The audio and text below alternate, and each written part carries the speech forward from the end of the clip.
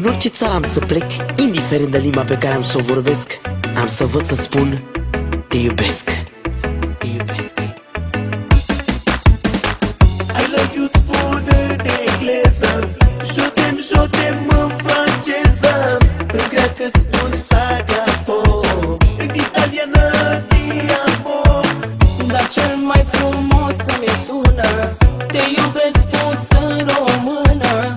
Și acum fără să mă minți, spune-mi băiete ce simți. Din partea mea, Puștoaica lui Nino, împreună cu șeful meu Nino, dedicăm această melodie special pentru toți românii care sunt plecați în străinătate.